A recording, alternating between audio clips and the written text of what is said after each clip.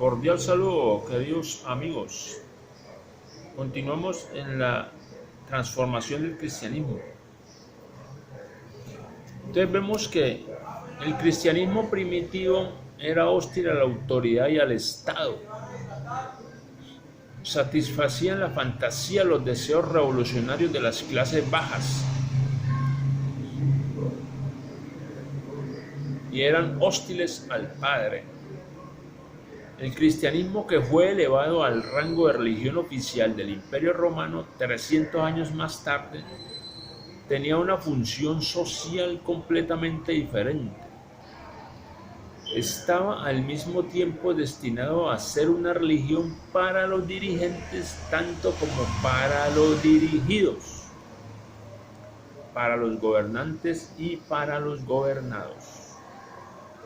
El cristianismo cumplió la función que el emperador y el mitraísmo no podían cumplir de modo tan completo, a saber, la integración de las masas en el sistema absolutista del Imperio Romano.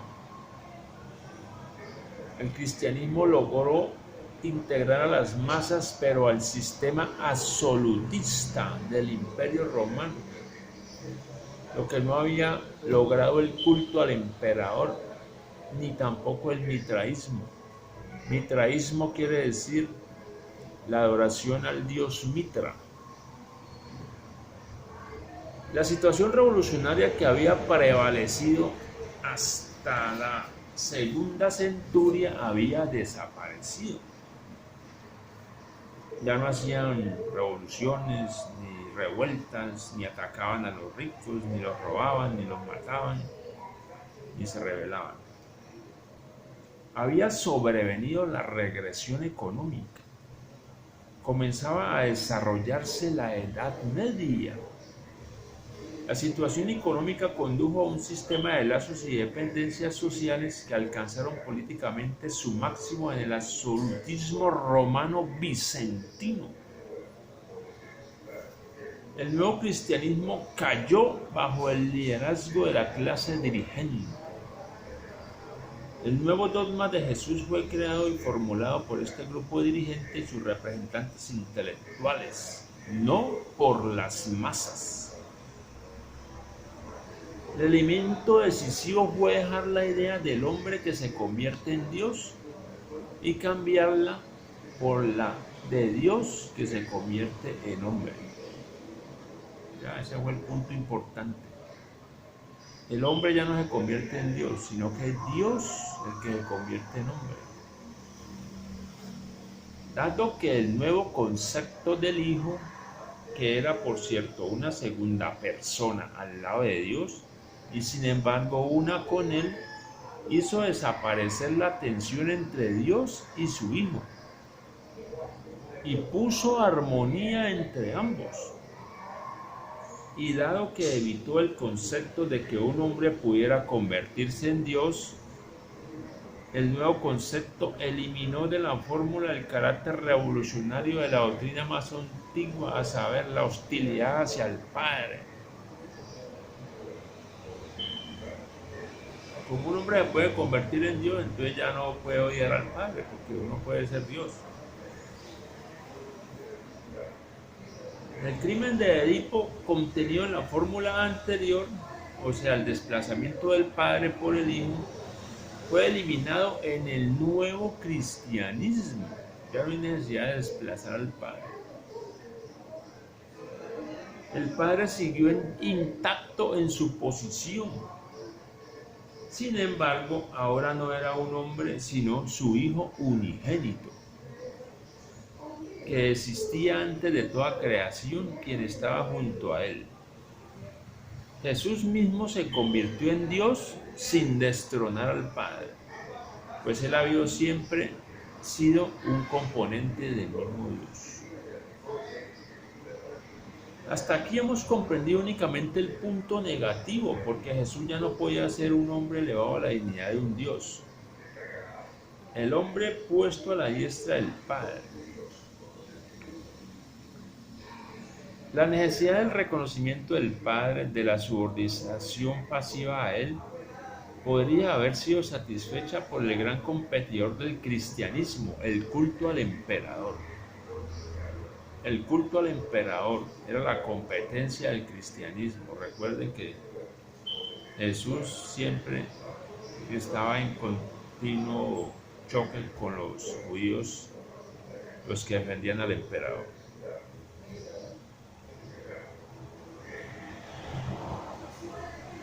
¿A qué se debió que fuera el cristianismo y no el culto del emperador el que se convirtió en la religión estatal oficial del Imperio Romano? Fue debido a que el cristianismo poseía una cualidad que lo hacía superior para la función social que estaba destinado a cumplir, a saber, la fe en el Hijo crucificado de Dios.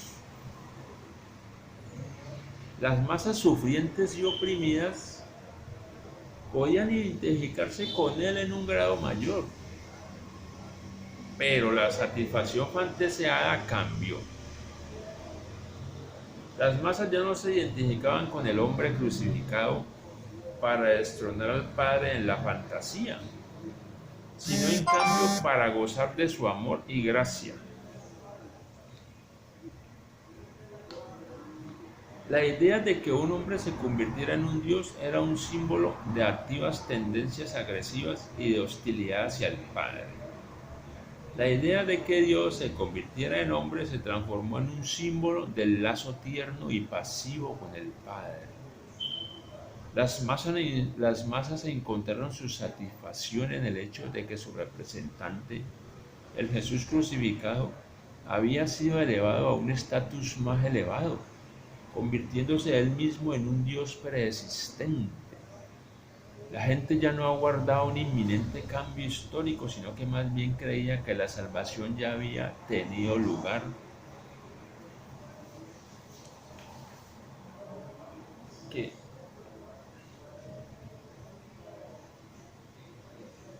La gente ya no aguardaba un inminente cambio histórico, sino que más bien creía que la salvación ya había tenido lugar, que lo que esperaba ya había acontecido.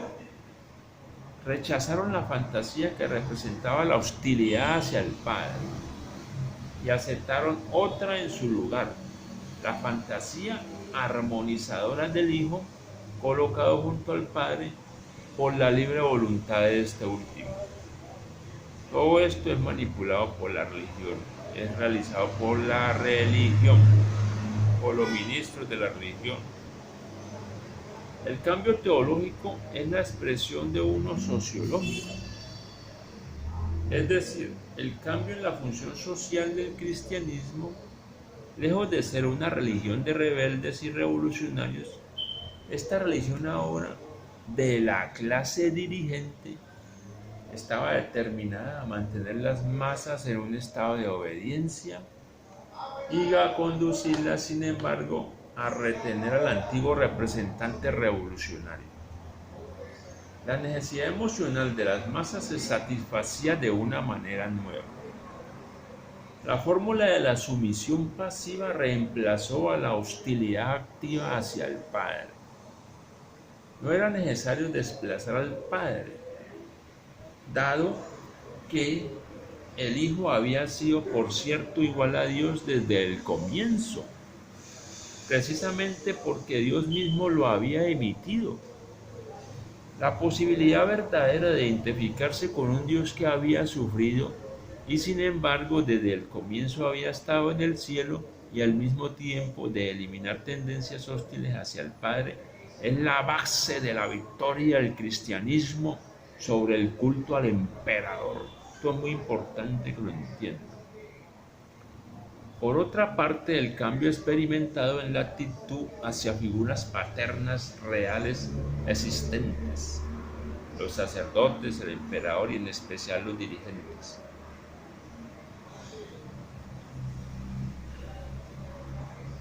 Correspondió con esta actitud cambiada hacia el Dios Padre.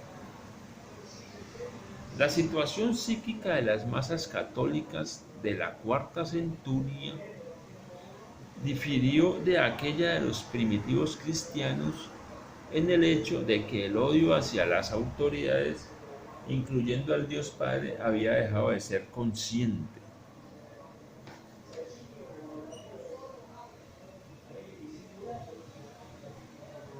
A lo sumo lo era solo relativamente.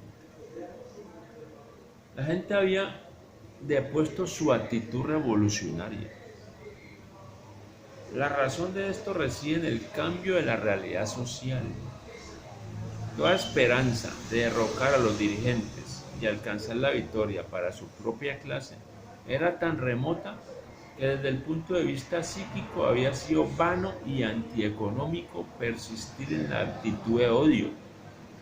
Si no había esperanza alguna de derrocar al Padre, entonces el mejor escape psíquico era someterse a Él, amarlo y recibir su amor. Este cambio de actitud psíquica era el resultado inevitable de la derrota final sufrida por la clase oprimida.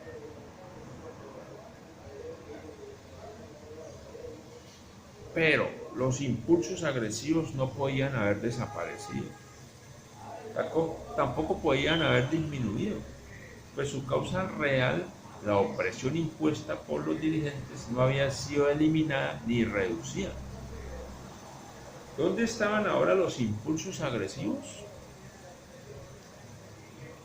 Apartados de los objetivos primitivos, los padres, las autoridades, se los volvió a dirigir hacia el propio ser individual. La identificación con el Jesús sufriente y crucificado ofrecía una magnífica oportunidad para ello. En el dogma católico, a diferencia de la doctrina cristiana primitiva, el énfasis ya no estaba en el derrocamiento del Padre, sino en la autoaniquilación del Hijo. La agresión original fue dirigida contra el Padre.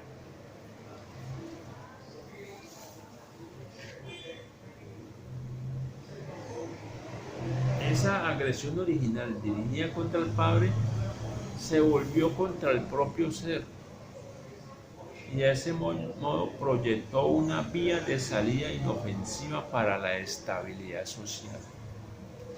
O sea, el Jesús sufriente es una salida, pero una salida psicológica, ya no real. Entonces eso le daba estabilidad social a los gobernantes. Pero esto era posible solo en relación con otro cambio.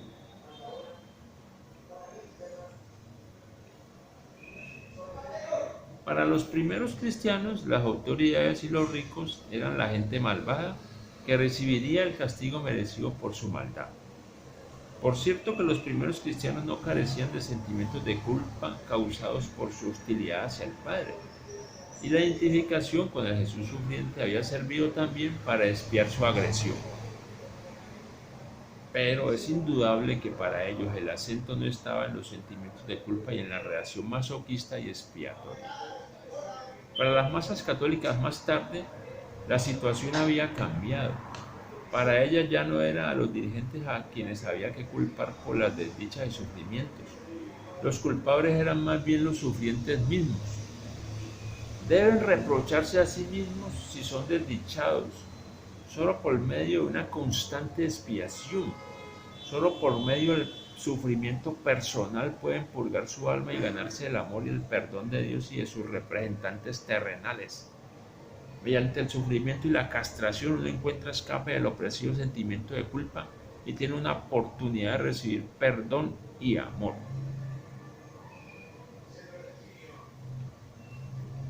Sobre esto tiene unas observaciones Sigmund Freud en su libro Civilization and Its Discontents, Standard Edition, 21, página 123 y siguientes. Sobre este punto hay una observación de Sigmund Freud que está en este libro que les acabo de decir. Vamos a dejar hasta ahí estos análisis y hemos visto ya cómo se van los cambios efectuando, cómo el hombre ya no necesita pelear, sino que fantasea su odio, lo traslada al Padre. El Hijo se hace tan fuerte como Dios, destrona a Dios, mejor no lo destrona, se hace como Dios, pero no lo destrona. ¿Por qué? Porque son de la misma naturaleza. Entonces, los dirigentes se aprovechan de esto para tener calmadas a las masas, que ellas mismas encuentran su respuesta en el Cristo crucificado y en el Cristo que se hace uno con el Padre. Hasta ahí vamos a dejar y vamos a continuar con estos análisis.